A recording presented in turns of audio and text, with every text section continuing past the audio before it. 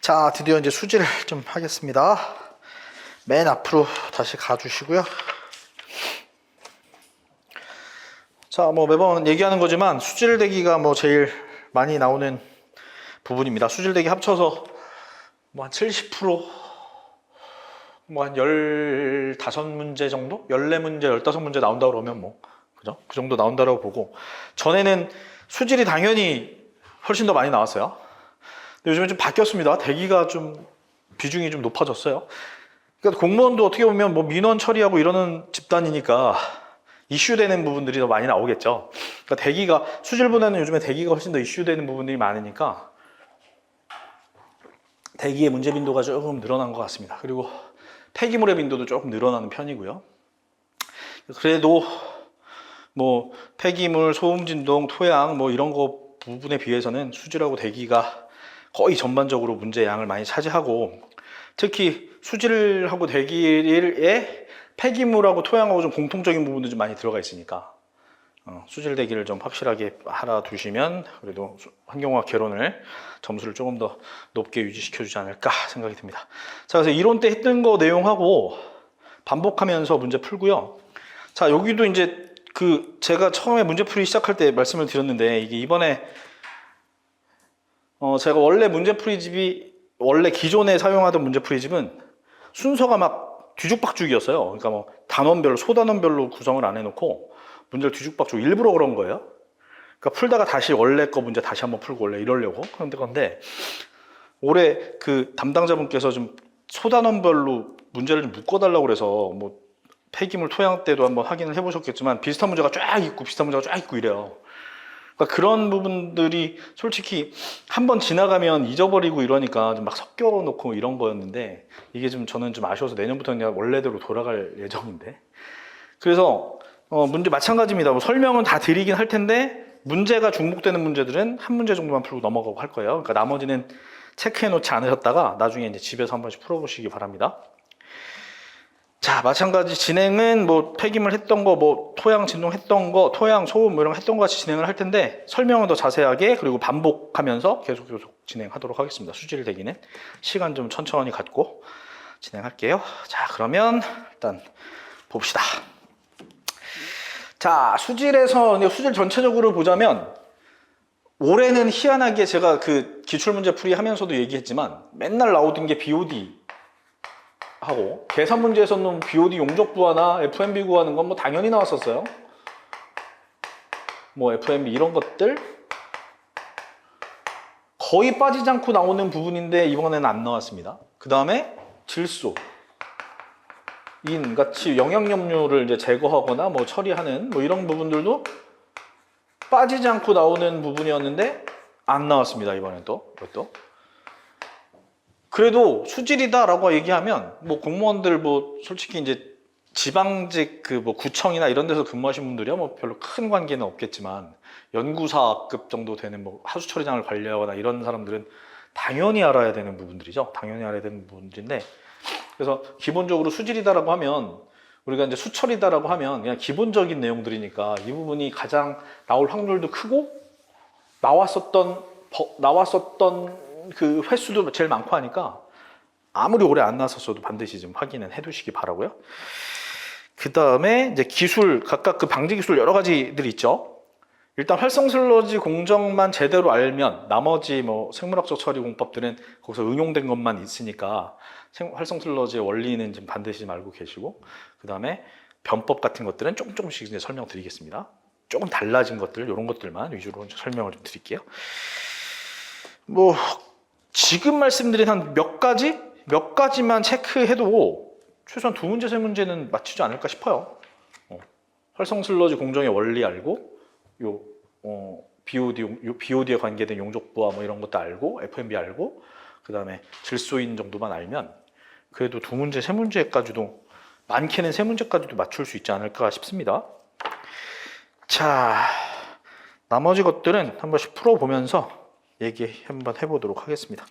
자, 1번 먼저 가볼까요? 13페이지고요. 자, 물의 일반적인 성질에 관한 설명을 옳지 않은 것. 자, 이런 것도 뜬금없이 나올 때가 있습니다. 물의 성질에 대해서. 물의 성질 한번 살펴보도록 할게요. 어깨가 좀 아프니까 해설에 있는 건 적지 않고 그 외에 없는 것들을 좀 위주로 적도록 하겠습니다. 자, 일단 물은 우리가 보통 비열, 뭐 용해도, 증발열량, 표면 장력 같은 거 다 크다라고 일단 얘기하죠, 그죠? 그리고 또 하나의 특징을 보자면 극성을 갖고 있다라고 얘기하죠, 극성. 그죠? 자, 이 극성을 갖고 있는 것 때문에 물 분자하고 다른 분자들하고 이제 결합력이 크게 형성될 수 있어요. 그죠? 이 극성 때문에. 극성이 말 그대로 서로 끌어당기는 거니까 물 분자하고 다른 분자하고 이렇게 결합을 시킬 수 있다는 얘기죠.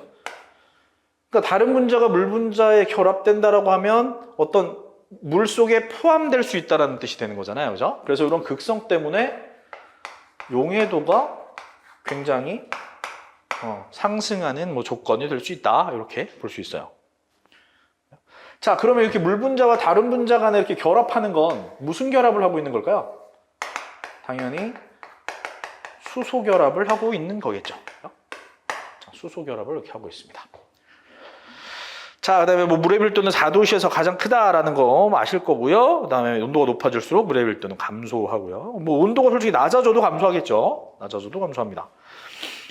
자, 비열도 굉장히 크고, 그 다음에 점성은 온도가 증가할수록 작아진다. 그쵸? 표면 정력, 온도가 상승함에 따라 작아진다. 그죠? 정답은 아무튼 2번입니다. 일단은 2번이에요. 그리고 제가 또 그 물 설명을 좀 드릴 때 그 얘기를 하나 했을 거예요. 물이 갖고 있는 특징 중에 응집성을 갖고 있는 게 있고 부착성을 갖고 있는 게 있고, 이 응집과 부착의 특성을 얘기한 적이 있을 겁니다. 응집과 부착의 특성. 응집이라고 하는 건 응집과 부착 둘 다 뭐예요? 다 이렇게 붙는 거잖아. 그치? 한마디로 붙는 거잖아요. 그러니까 얘는 응집은 물 분자와 물 분자 사이의 결합을 얘기해요. 물 분자 간의 수소 결합을 의미하는 게 응집입니다. 그러니까 물 분자끼리 서로 붙어 있다, 그걸 그냥 응집이라고 표현해요.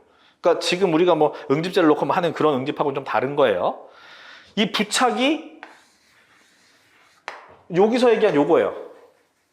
물 분자와 다른 분자 간의 수소 결합을 부착이라고 얘기합니다. 부착이라고 얘기해요. 그래서 이러한 물 분자와 다른 분자 간의 수소 결합이라고 하는 이 부착이라고 하는 성질 때문에 식물이나 이런 데서 물이 공급되는 현상이 요 부착이라는 현상 때문에 일어날 수 있다. 이렇게 생각을 하시면 될 것 같아요. 자, 밀도 얘기가 그리고 나오고 있는데, 밀도 얘기는 뭐 물이나 대기에서 되게 자주 나오죠. 뭐 대기에서는 뭐 대류 같은 거 얘기할 때 많이 나오고, 물에서는 뭐 성층 현상 이런 거 얘기할 때 밀도 얘기가 굉장히 많이 나올 텐데, 우리가 이제 물을 지금 다루고 있으니까 뭐 굳이 기체까지 가지는 않고, 일단 우리가 물이 있고, 즉 액체가 있고, 액체 상태의 물이 있을 거고, 온도가 낮아지면 이제 얼음이 이렇게 될 거예요. 그죠? 그렇다고 해서 액체가 얼음으로 바뀌었다라고 해서 얘가 뭐 원소가 달라지는 건 아니겠죠. 원소가 달라지는 건 아니야. 그래서 둘 다 수소 결합을 하고 있는 건 똑같아요. 그죠? 근데 우리가 이제 그 물 분자라고 둘 다 이제 물 분자 H2O로 구성이 되어 있을 텐데, 액체와 얼음이 이렇게 액체가 얼음이 되고 얼음이 액체가 되는 건 그 움직임이 어떻다는 거예요. 분자의 움직임이 크고 작고의 얘기죠. 그죠? 크고 작고. 그래서 제가 온도의 정의도 얘기한 적이 있죠. 그죠? 분자와 입자가 움직이는 오브제션의 결국 숫자로 표현한 거, 뭐 이렇게. 그래서 얘가 움직임이 작은 거고, 얘가 움직임이 큰 거예요. 그죠? 그거를 결합에 따라서 결합으로만 그냥 표현을 하자면, 움직임이 아니라 수소 결합의 의미로만 표현을 하자면, 이 고체 같은 경우는 이 수소 결합, 물 분자끼리 결합하고 있는 수소 결합이 굉장히 안정한 상태라는 뜻이겠죠. 움직임이 거의 없으니까 안정한 상태예요. 수소 결합이 안정한 상태다. 이렇게 볼 수 있어요. 자, 수소 결합이 안정하다라고 하면 이렇게 뭐 H 뭐 이렇게 구성이 되어 있는 물들이 많이 움직이지 않고 이렇게 붙어 있다는 얘기일 거 아니에요, 그죠? 이렇게 붙어 있다는 얘기일 거 아니야, 그지? 막 움직이지 않고 이렇게 붙어만 있는다라고 했을 경우에는 그 공극이 분자 사이에 그 존재하고 있는 공간이 커질까요, 작아질까요? 커지겠지, 그지? 가만히 있으면 커지겠지. 들어갈 공간들이 커지겠지. 누구가 막 중간에 왔다 갔다 하면 들어갈 공간이 좁아지는 거랑 마찬가지잖아요. 그래서 얘는 얼음은 뭐라고 해야 되지? 공극은 아니잖아. 그냥 공간이라고 할게요. 공간이 굉장히 커진다. 이렇게 볼 수가 있고, 액체 같은 경우에는 움직임이 커요. 그거를 결합으로 얘기하자면 수소 결합이 끊김과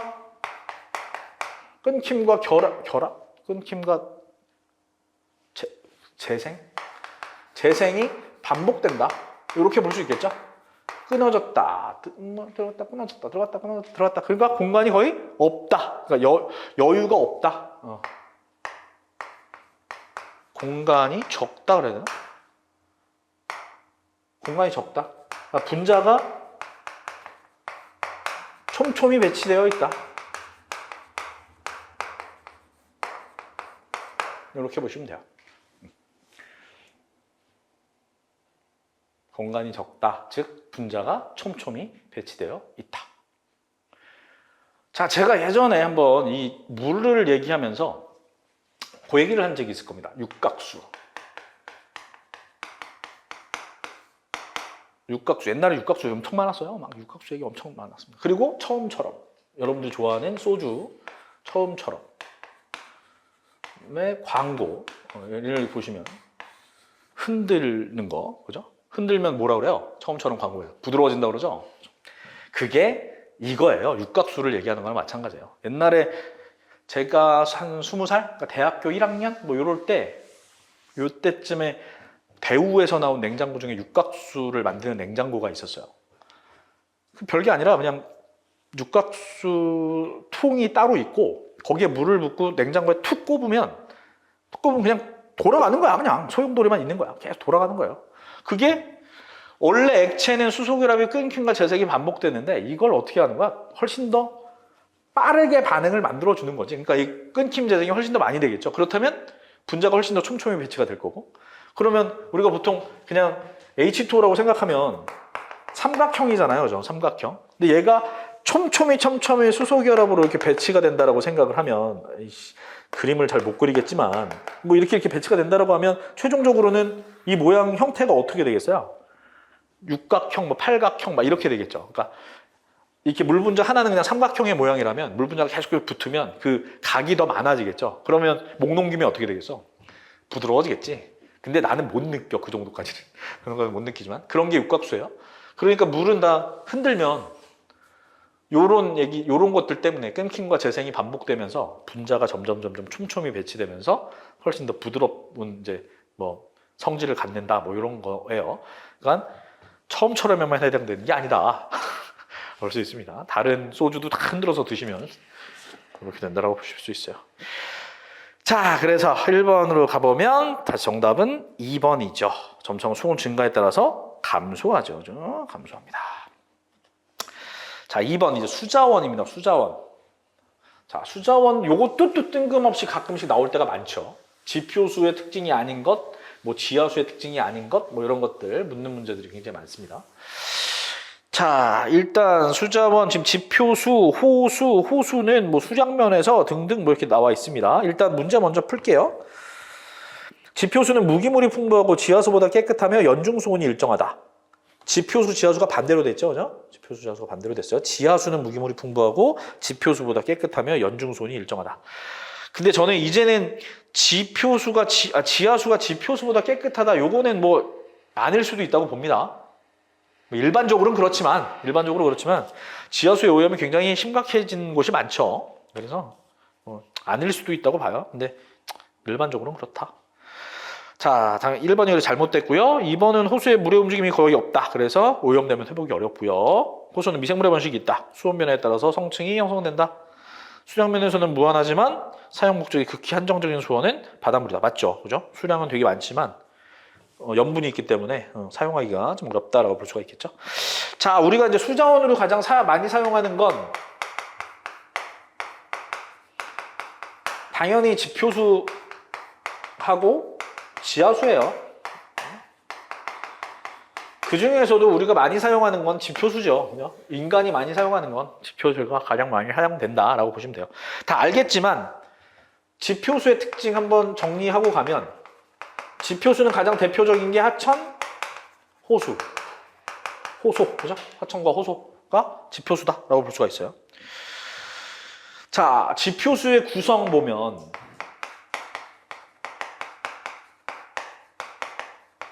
지표수가 어떻게 구성되어 있느냐를 보면 굉장히 유동적이라고 보통 얘기해요. 지표수의 구성은 매우 유동적이다.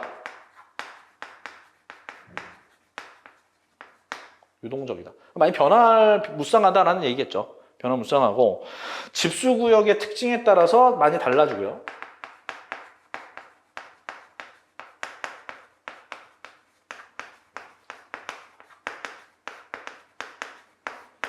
그 특징이, 구성이 많이 달라질 수 있다. 그러니까 집수구역의 지표수의 구성이 집수구역에 의존된다라는 뜻으로 해석할 수 있겠죠. 자, 그리고 지표수 우리가 이제 알고 있는 특징들을 살펴보면 오염에 직접 노출되어 있죠. 그렇죠? 오염에 직접 노출되어 있다라고 하는 게 이제 또 특징이라고 볼 수가 있고, 그래서 우리가 이런 특징을 다른 말로 그렇게 얘기해요. 가장 오염되기 쉽다. 가장 오염되기 쉬운 수자원 이렇게 얘기합니다. 가장 오염되기 쉬운 수자원이다. 이렇게 얘기하고 있어요. 자, 지표수를 수자원으로 가장 많이 이용할 수밖에 없는 이유는 요거예요. 손쉽게 대량 공급이 가능하다라고 하는 게 요것 때문에 지표수를 가장 많이 이용하는 거예요. 그래서 지표수는 특히 대도시 수원으로 많이 이용을 하죠.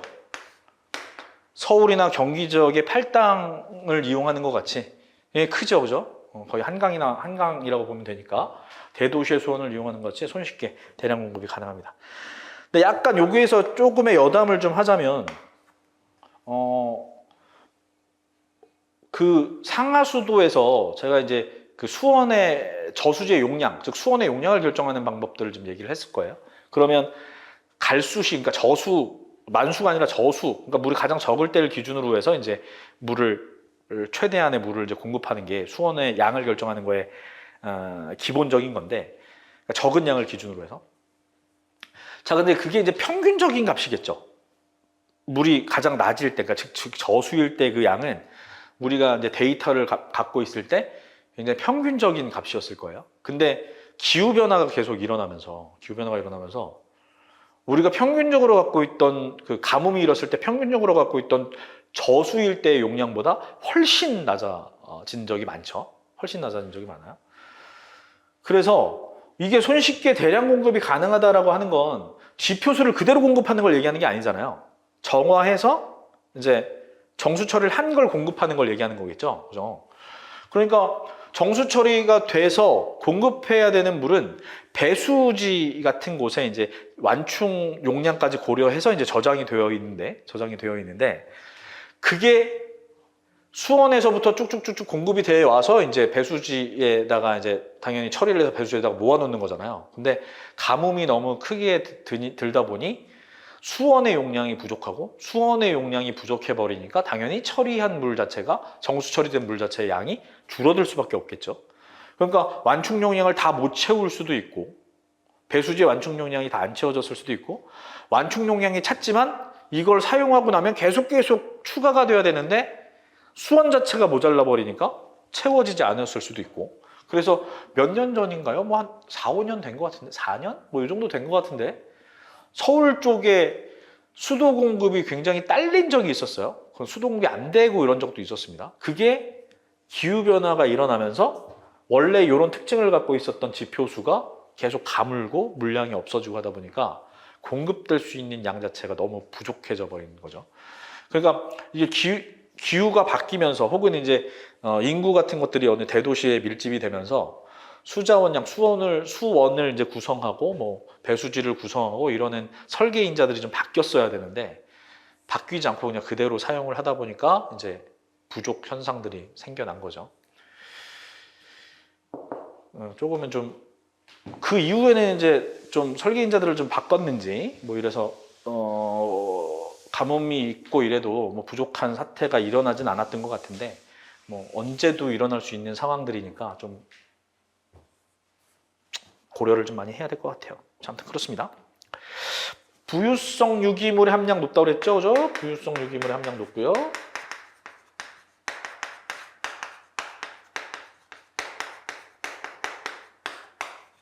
부유성 유기물 함량이 높고, 그 다음에 공기 성분 당연히 이게 공기와 맞닿고 있는 게 대부분이니까 공기 성분이 용해되어 있고요.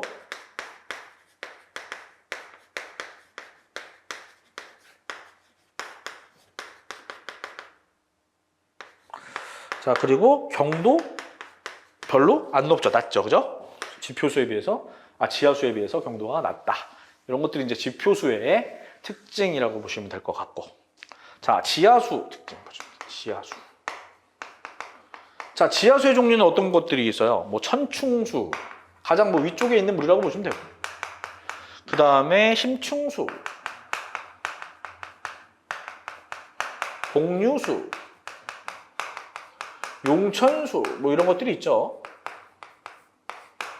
이런 것도 있죠. 그 중에 우리가 수온으로서 가장 오염도가 덜하다라고 본다면 복류수가 가장 수온으로 사용하기 뭐 어쩌고저쩌고 얘기가 있는데 뭐 이것도 뭐 현실은 잘 모르겠습니다. 현재는 어떤지. 그냥 우리가 옛날부터 배워오던 이론이라 지금은 뭐 잘 모르겠습니다. 복류수가 진짜 수온으로 오염도가 낮고 뭐 정말 깨끗하고 그럴지 잘 모르겠어요. 자, 그리고 여기서 또 하나 특징은 이 심층수 같은 경우에는 말 그대로 뭐예요?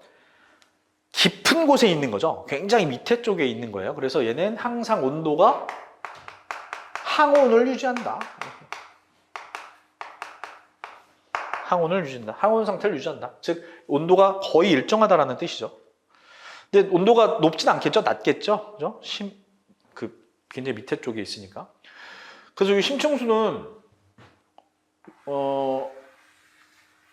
요즘에도 나옵니까? 그 생수 같은 거 사 먹을 때 심층수가 있어요? 요즘에? 편의점에서? 못 봤어요? 옛날에 막 나왔었거든, 심층수가. 에비앙은 아직 있죠. 에비앙은 뭐 원래 제일 비싼 물이고 물 맛은 겁내 없는데 워낙에 이제 미네랄이 많이 들어있으니까 만년설이니까. 근데 심층수도 예전에 되게 많이 팔았거든요. 심층수가 이제 완전 밑에 막 해저 밑에도 있고 막 이래서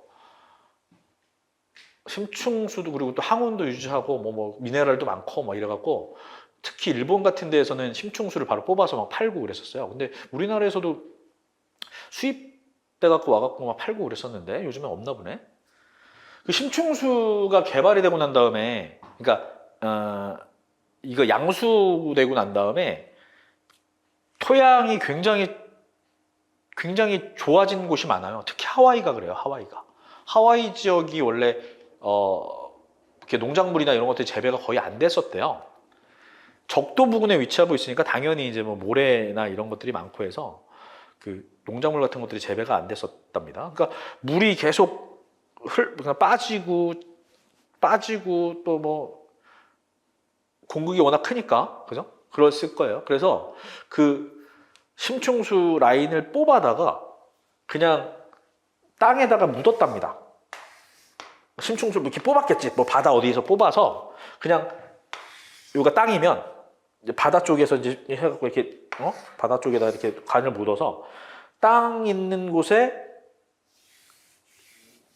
여기가 바다라고 치면 이렇게 심층수를 뽑아서 땅에다가 이렇게 묻었대요.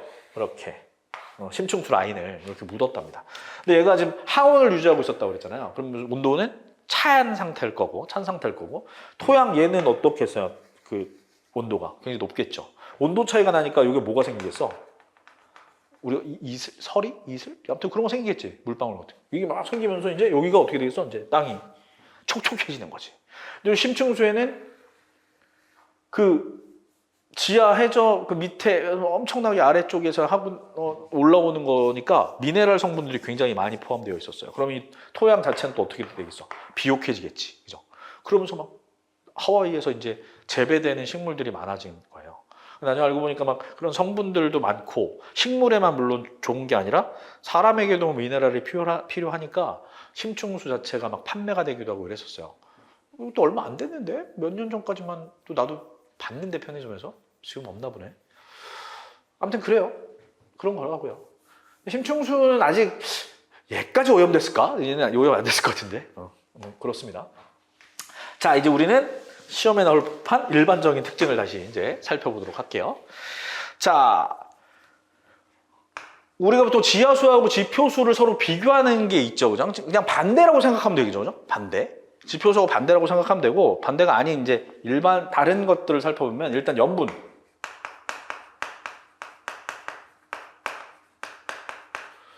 염분의 함량이 지표수보다 어때요? 높아요. 염분의 함량이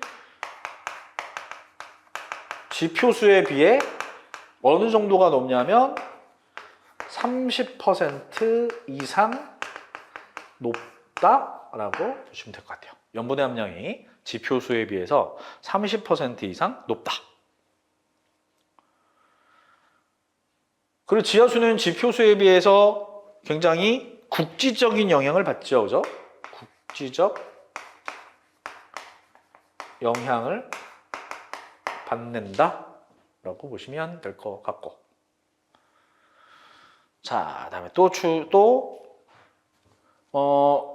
지표수와 비교가 되는 것 중에 하나가 지표수는 유기성 물질이 굉장히 많다고 그랬고, 지하수는 무기물의 함량이 높다 이렇게 알려져 있죠. 자, 무기물 함량이 높은데 얼마만큼 높냐?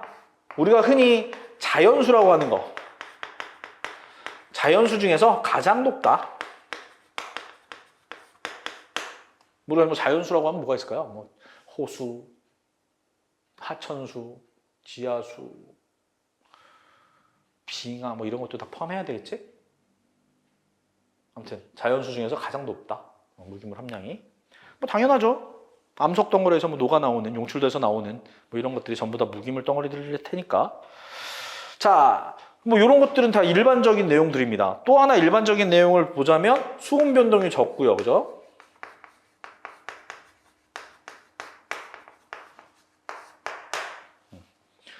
자, 대부분 수온 변동이 적은데 심층수는 거의 항온을 유지하고 있다. 이렇게 보시면 되고. 그 다음에 또 우리가 일반적으로 알고 있는 게 자정작용의 속도가 느리다. 그죠? 이렇게 알려져 있죠.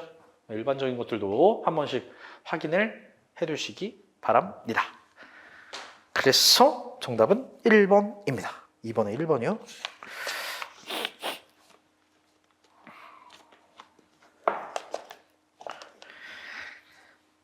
자, 3번, 4번, 5번, 6번. 물의 성질과 뭐 지표수 이런 성질 이런 거 나와 있는 거니까 읽어보시고 풀어보시기 바랍니다. 자, 7번으로 가보겠습니다. 7번 우수? 우수 안 해도 되겠죠? 우수까지는. 우수는 그냥 거기 있는 거 볼게요. 자, 주성분은 해수와 비슷하다라고 되어 있어요. 우수가 주성분이 해수와 비슷하대요. 왜 그럴까요?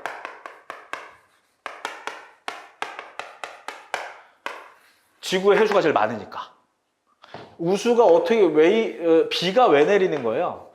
물이 증발하거나 증산작용을 거쳐서 응결이 돼서 이제 내리는 게 비잖아요. 그죠? 그러니까 당연히 우수는 어떻게 만들어진 거야? 지구상에 있는 지표나 해양에 있는 물이 수증기가 되면서 만들어진 거나 마찬가지겠죠. 그러면 바다에 물이 제일 많으니까 바다에서 날아가는 수증기가 많겠네. 양이 많겠네. 그럼 당연히 염분을 포함하고 있을 거고, 염분을 포함하고 있으니까 내리는 비도 당연히 해수의 성분, 즉 염분을 많이 포함하고 있는 물이겠죠. 그죠? 근데 이 해안가 쪽에서 내리는 비하고 육지에서 내리는 비의 성분은 좀 다르죠. 당연히 해안가 쪽인 해수 성분하고 더 밀접하게 관계가 있고, 육지에서 내리는 비는 좀 다르고, 그런 것들을 조금 반대다라고 보시면 될 것 같아요. 자, 그리고 우수, 내리면 얘 pH, 공기 중에 있는 이산화탄소 때문에 당연히 pH가 좀 낮은 비가 내리는 거죠. 그렇죠? 평균적으로는 이산화탄소가 한 300에서 350 ppm 정도가 존재한다고 그랬고, 이랬을 때 pH가 5.6이라고 그랬고요. 그죠? 이거보다 낮은 게 그래서 산성비라고 얘기했는데, 이건 우리 그냥 일반적인 얘기고 지금은 훨씬 높아졌을 거라고 그랬어요. 그죠? 훨씬 높아졌어요. 근데 훨씬 높아진 이유가 이제 맨날 이제 사람들이 인위적으로 뭐 산업 활동이 일어나고 이렇기 때문에 CO2 농도가 높아졌다라고 얘기를 하고 있으니까, 그냥 자연 스스로 존재하는 CO2의 농도는 이 정도. 그래서 아직도 산성비의 기준은 바뀌지 않는다. 그죠? 얘보다 더 많아진 건 인위적인 거니까. 그죠? 자, 그렇게 생각을 하시면 될 것 같고요. 지금 인위적인 것까지 다 포함해서 대기의 CO2의 농도는 우리나라를 기준으로 하면 400이 조금 넘는다고 알고 있어요. 저는 400 몇십 ppm 정도 되는 걸로 알고 있어요. 이제 도시 지역이죠. 도시적 같은데 420, 400, 아무튼 그 정도. 아무튼 이거보다 높다라는 거죠. 뭐 런던 같은데 굉장히 높고요. 북경 뭐 이런데 뭐 어마어마하고요. 중국의 그 해안가에 공장들이 많죠. 어마어마하고요. 다 그렇다고 그렇습니다. 자, 옳지 않은 것, 우수 주성분과 해수의 주성분은 많은 사이 비슷하죠, 그죠? 비슷하다. 1번이 잘못됐고요. 해안에 가까운 우수는 염분 함량의 변화가 크고요. 산성 강우의 주요 오염물질, 황산화물, 질소산화물, 그죠? 세 번째 더 추가하자면 염화수소, 그죠? 우수는 용해 성분이 적어서 완충 능력이 떨어지고요, 그죠? 자, 정답 7번은 1번. 자, 지구상의 담수를 존재량으로 볼 때 그 양이 가장 큰 거 당연히 빙하죠. 빙하. 그리고 이제 물도 한번 살펴봅시다. 물의 양도 한번 살펴봅시다. 물의 양. 뭐 요거는 시험에 나올 것 같진 않지만 그래도 살펴봅시다. 지구상의 물을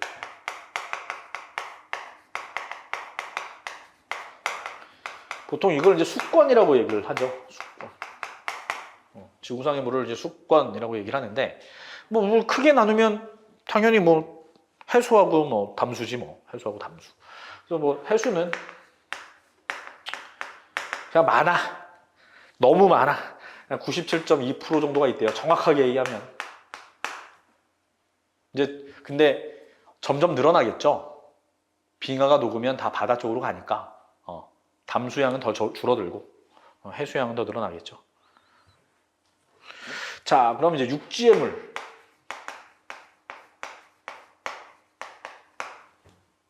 뭐 흔히 뭐 담수라고 얘기하는 육지의 물을 보자면 뭐 나머지겠죠. 2.8%. 또 뭐가 있을까요? 지구상의 물. 또 나누자면 참고로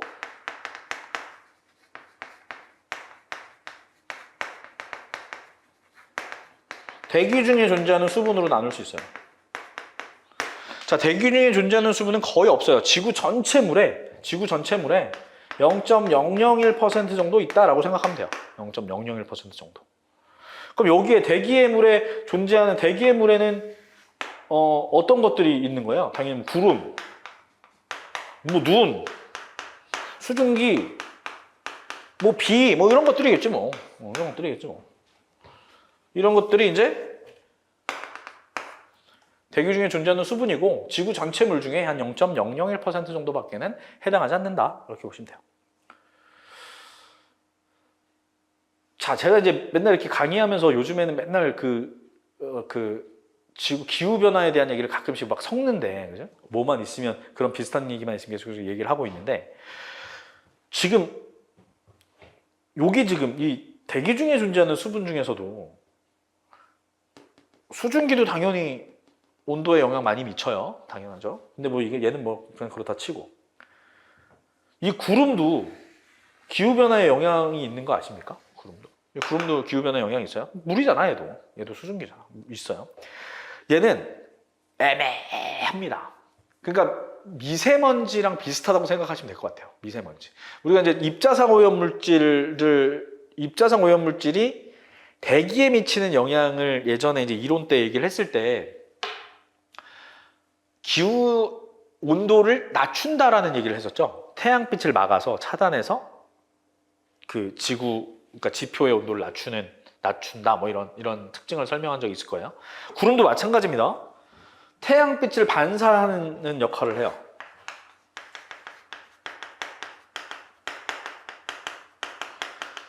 자, 태양빛을 반사한다. 구름이 많이 낀 날 태양이 들어오는데 당연히 태양빛이 막 우리 사람한테까지 강렬하게 안 오잖아요. 구름이 막 막고 있으면. 난 너무 좋아, 그럴 때. 그게 태양빛이 반사되는 거죠. 그러니까 얘는 지표면 온도 상승을 방지해주는 거나 마찬가지겠죠. 그죠? 온도 상승을 방지해줘요. 자, 또 하나는 지표면에 방출 에너지를 흡수해요. 그럼 얘는 뭐예요? 지표면의 온도를 상승시켜주는 거죠.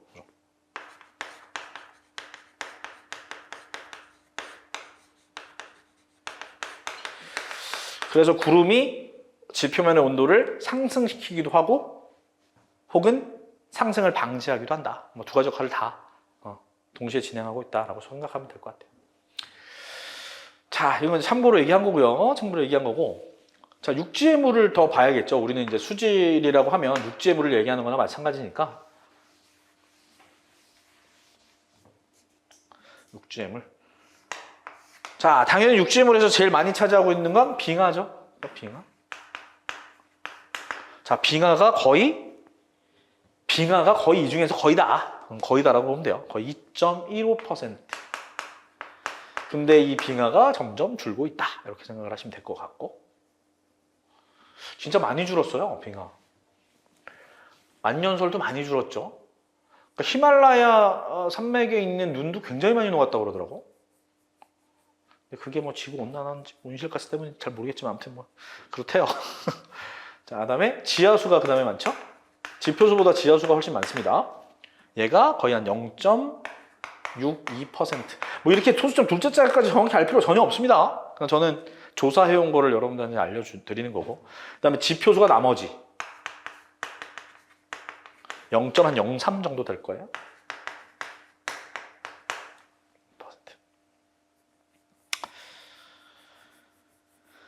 자, 정도.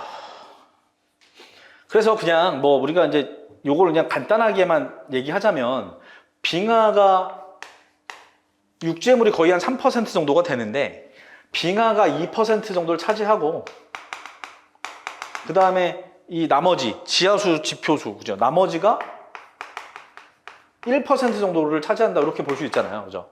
요걸 그냥 간단하게 구별하자면 그럼 당연히 빙하는 어디에 있겠어? 극지방하고 고산지대에 있겠죠? 극지방하고 고산지대에 있는 게 2%인데 나머지 그 대륙에 막 있는 게 1%밖에 안 되는 거야, 그지? 엄청 적은 거죠, 양이, 그죠? 자, 근데 또 이 나머지 1% 얘를 그냥 100이라고 봤을 때 지하수와 지표수로 이렇게 나눌 수가 있을 거 아니에요, 그죠? 얘를 100이라고 봤을 때 지하수가 차지하는 양은 얼마일까요? 거의 98.5% 정도 돼요. 98% 정도 됩니다. 그러니까 우리가 지금 흔히 조금 전에 이제 수온을 얘기를 했는데 수온으로 사용하고 있는 진짜 지표수의 양은 우리 지구 전체 물의 한 2% 정도밖에 안 되는 거예요. 2% 정도밖에 안 되는 거예요. 얘가 구하면 98.5%. 얘가 나머지. 이렇게 보면 됩니다. 네, 이 정도만 얘기할게요. 그러면 8번엔 3번이고요. 9번에 자연수 한번 하겠습니다. 자연수에 대한 설명으로 옳지 않은 것. pH는 일반적으로 CO2와 CO3, 탄산이죠. 네, 구성 비율로 결정된다. 맞죠? 강수입자의 형성 과정이나 낙화 과정에서 부유물의 부착, 산성가스의 용해 등으로 다양한 오염물질이 함유되어 있다. 맞죠? 그죠? 자, 원래 우수 자체는 중류수하고 성분이 똑같은 거라고 그랬어요. 그죠? 이제 해수 성분은 좀 들어가 있지만, 어차피 증발, 증산돼서 만들어진 거니까. 근데 좀 우수가 더럽다라고 느끼는 건 대기오염물질 때문에 그렇다고 했죠. 그죠? 자, 유기물질이 분해된 물은 산성. 그죠? 산성이고요. 그 다음에 호수 등 조류가 번성 시에는 1차 생산에 의해서 pH가 낮아진다. 조류가 번성한다. 조류가 번성하는 건 뭐예요? CO2가 없어지고 산소가 생기는 거잖아요. 그죠? 그러면 pH가 올라가겠지, 그지? 4번이죠. 자, 물에 녹아 있는 이온의 양은 그 물의 pH를 결정합니다. pH가 7 이상이 되는 것, 즉 알칼리를 유발시키는 물질들. 3번이죠. 3번. 10번에 3번이요.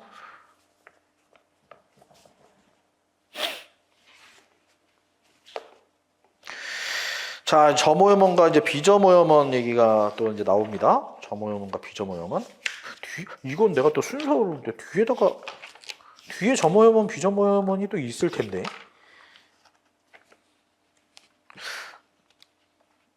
또 문제 내다 보니까 참 이맛 뒤에 또 있어. 자, 봅시다. 점오염원, 비점오염원.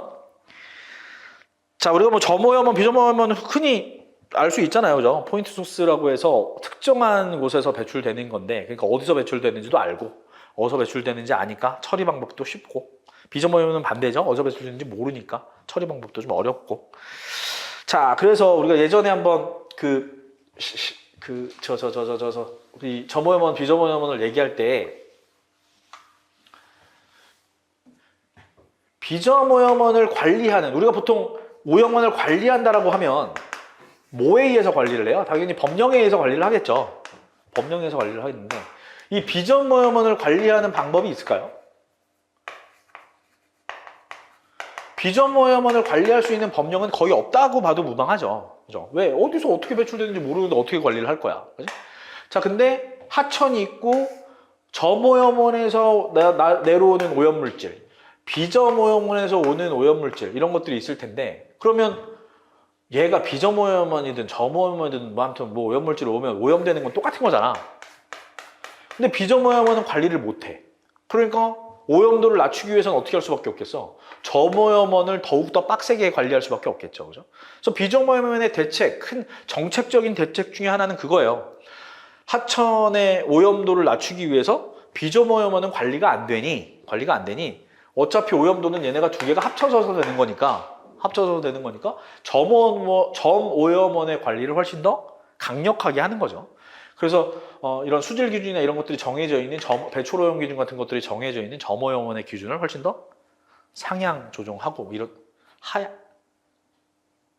빡세게 만드는 거죠. 빡세게 만드는 거예요. 그렇게 만들어주고 있습니다. 그래서 뭐 총량 얘기도 나오는 거고 뭐 그런 거죠. 그다음에 뭐 번역들도 생기는 거고 뭐 법들이 계속 그러고 있어요. 근데 제가 얘기했나요? 우리나라 가끔씩 뉴스에 보면 무슨 뭐 폐수가 무단 방류됐다라고 하는 뉴스가 가끔씩 나오죠. 가끔씩 나와요. 근데 뭐 큰 사고로 이제 번지진 않아서 그래도 예전같이 단속을 잘 안 하고 뭐 이러지 않으니까 그래도 뭐 공무원들이 갑자기 단속을 나가기도 하고 뭐 이러니까 그래도 그리고 인식들도 좀 많이 바뀌어서 처리 시설들도 잘 갖춰놓고 해서 많은 사고로 이렇게 변질되진 않는데 그래도 가끔씩 무슨 뭐 무단 방류가 되고 이런 것들이 일어나요. 이게 일단은 제가 항상 얘기하는 거지만 우리나라 사람들의 이 인식이 조금 잘못된 게 하나가 있고 나 하나뿐이야가 아니라 나 하나 정도야 때문에 있고, 또 하나는 우리나라는 이 환경법이 굉장히 약한 나라 중에 하나예요. 벌금이나 뭐 벌칙이 굉장히 좀 낮은 나라 중에 하나입니다. 그 뭐 선진국 같은 데들은 그런 무단 방류 이런 사건이 한번 발생하면 그냥 회사가 망한다라고 생각할 정도로 벌금이 세거나, 벌금이 아니면 그냥 뭐 가동 중지 무슨 를 그냥 망할 정도로 때리거나 뭐 이래요. 그러니까 벌칙이 어마어마하게 세서 그렇게 할래 할 수가 없는 정도가 되는 거죠. 근데 우리나라는 뭐 당연히 가동 중지 같이 돼 있는 경우는 이 사장, 그 회사 대표나 이런 사람들의, 그리고 특히 직원들의 생계 이런 것들 때문에 좀 많이 안 하는 편입니다. 심하지 않으면 많이 안 하는 편이에요. 그리고 보통 벌금으로 대치를 하는데, 벌금이 자기 매출이 얼마 이제 크지 않아요. 우리가 이제 눈으로 보기에는, 법규를 눈으로 보기에는 뭐 몇천만 원, 예를 들어 이래서 커 보이지만, 그 사람, 그 회사를 운영하는 사람들의 매출로 따지자면 높은 게 아닙니다. 그러니까 그냥 하루 가동 안 했다 치지 뭐 이런 식인 거죠. 그러니까 문을 닫는 것보다는, 그리고 또 이 하수 처리 장을 운영하는 것보다는 훨씬 더 벌금이 적게 매겨지는 경우들도 있는 거예요. 그래서 조금 관리가 조금은 덜 되고 있지만, 인식이 그래도 조금은 많이 좋게 바뀌어서 사고가 많이 안 터지고 있다, 이렇게 생각하시면 될 것 같아요. 자, 아무튼 비점오염원의 관리가 심각하긴 하지만 비점오염원의 관리가 어려워서 점오염원을 훨씬 더 관리를 많이 하고 있다라고 보시면 될 것 같고요. 자, 그러면 이제는 그렇다고 해서 그럼 점오염원에 해당되는 시설들만 계속 단속할 수는 없잖아, 그죠? 계속 단속할 수는 없으니까 비점오염원의 대책이 이제 많이 만들어지고 있는데, 대표적인 비점오염원을 관리하는 대책을 보자면,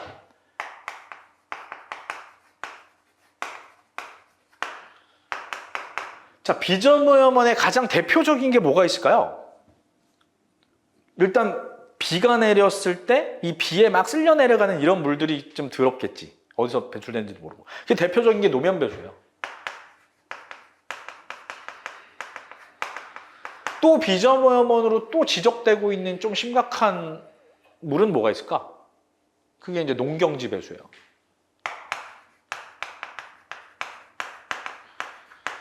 자, 딱 차이가 나죠. 얘는 노면 배수에는 뭐가 많이 포함되어 있을 것 같아요? 부유물질이 많이 포함되어 있겠지. 쓰레기 같은 거. 막 그냥 비가 내려갖고 바닥에 있는 그 도로나 이런 데 있는 것들이 막 쓸려 내려가는 거니까 당연히 부유물질이 훨씬 더 많겠지. 그지? 얘는 부유물질이 많을 거고, 얘는 비료 성분, 농약 성분 뭐 이런 것들이 있겠네. 그죠? 그런 것들이 많겠죠. 자, 그러면 노면 배수의 주요 오염물질이 부유물질 종류가 많대. 그럼 얘는 어떤 방법으로 처리하면 좋겠어? 침전만 시켜주면 뭐 어느 정도 제거가 되겠죠. 그래서 노면 배수에 대한 관리 대책으로 마련된 게, 가장 대표적으로 마련된 게 저류조예요. 어디서 배출된지는 모르지만 얘를 한 번에 모으는 시설은 있잖아. 관거는 있잖아요. 그죠? 그래서 관거가 이동해서 바로 하천으로 넘어가는 게 아니라, 하천으로 넘어가기 전에 저류조에 정치를 시키는 거예요. 저류조 정치를 시키면 당연히 오염물질 가라앉고, 부유물질 같은 거 가라앉고, 이제 상등수만 방류시킬 수 있겠지, 그지? 그래서 저류조를 설치해서 오염물질을 침전시킨 다음에 방류하는 역할을 해서 비점오염원을 이제 관리하는 이런 시설들을 설치하고 있고 했습니다. 하고 있어요. 자, 농경집에서 아까도 얘기했지만 얘네는 뭐 비료라든지 농약 같은 것들을 직접 유출을 막는 거죠. 방지해야 되겠죠, 그죠? 비료나 농약 같은 것들의 직접 유출을 방지해야 됩니다. 그래서 얘네들도 설치하는 건 뭐 똑같아요. 일단 제일 기본적인 건 저류조야. 가라앉진 않겠지만, 뭐 농약이나 이런 성분들이 가라앉진 않겠지만, 저류조에서 일단 뭐 농경집에서도 부유물질이 없는 건 아니니까 여기서 가라앉히고, 상등수를 뭐 조사 한번 할 수 있겠죠. 조사해서 이런 성분들이 많다? 그러면 처리장으로 보내든지 따로 처리할 수 있겠죠. 저류조에 모아져 있는 물이니까. 그죠? 또 대표적인 것들은 이제 뭐 습지 정화 시설 같은 걸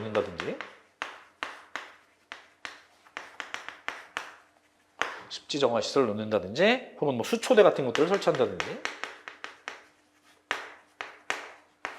이런 것들을 통해서 농경지 배수 같은 것들은 뭐 주로 처리를 한다라고 보시면 돼요. 그렇다고 해서 뭐 노면 배수를 이런 것들을 설치 안 한다는 건 아니에요. 이런 것들을 안 한다는 건 아니야. 여기 얘네도 노면 배수도 습지 정화 시설, 뭐 수초대 이런 거 설치할 수 있는 거예요. 자, 그렇게 정리를 하고 있다라고 보시면 됩니다. 자, 그러면 오염물질 발생원의 점오염과 비점오염으로 나눌 수 있는데 점오염원에 해당하지 않는 것. 우수죠, 우수. 그죠? 우수는 점오염원이 아니죠. 산업폐수, 도시화수, 발전소, 냉각수 다 점오염원이고요. 어디서 배출되는지 알죠? 12번 수조오염원으로 알려진 비점오염원의 특징으로 옳지 않은 것. 초기 강우에 영향을 받지 않아 시간에 따른 오염물질 농도가 변화가 없다. 엄청 받죠? 그죠? 강우의 영향을 엄청 받죠? 1번이 잘못됐어요. 자, 13번. 농도 표시 방법에 대한 설명으로 옳지 않은 것. 뭐, 우리 환경에서 농도 표시 가장 많이 쓰는 게 뭐예요? ppm이죠, 그죠? ppm. 그죠? ppm은 10의 6승분의 1인가요? 그죠? 10의 6승분의 1을 나타내는 거예요. 그래서 실질적으로 원래는 단위가 이렇게 없어지는 거죠, 어떻게 보면. 그죠? 10의 6분의 1이라고 하는 건 이렇게 표현할 수 있다는 건 분모와 분자가 단위가 나타내는 게 같다는 거 아니야? 부피면 부피, 질량이면 질량. 그죠? 그래서 얘를 weight per weight ppm, 그죠? 볼륨 per 볼륨 ppm 이렇게 볼 수 있고, 그 다음에 weight per 볼륨 ppm 이렇게 나타내는데, 자, weight per 볼륨 ppm을 쓰는 건 당연히 수질밖에는 없고요, 그죠? 수질의 weight per 볼륨 ppm을 쓸 수 있는 건 물의 밀도, 물의 비중이 1이기 때문에, 그죠? 1이기 때문에 미리그램 퍼 리터를 그대로 쓸 수 있다. ppm으로 쓸 수 있다죠. 그래서 이제 수질에서는 솔직히 이 ppm이라고 하는 요 단위 자체를 나타내는 경우가 많지 않죠. 그냥 요걸 그대로 써요. 하지만 대기 같은 경우에는 이제 볼륨 퍼 볼륨 ppm이니까 얘는 뭐 밀리리터 퍼 굳이 ppm을 쓰자면 3승메타 이거죠. 그죠? 근데 단위를 이렇게 쓰는 경우 많지 않죠. 위아래가 같은 단위, 부피를 나타내는 단위를 쓰는 경우가 많지 않아서 대기 같은 경우에는 그냥 ppm을 단위로 그대로 쓰는 경우가 많죠. 그죠? 대기는 더 나가면 ppb까지 단위로 많이 쓰죠. 자, weight per weight는 어디에 써요? 폐기물이나 토양 이런 때 많이 쓰죠. 그래서 얘도 굳이 단위를 쓰자면 미리그램 퍼 킬로그램 정도가 될까요? 그죠?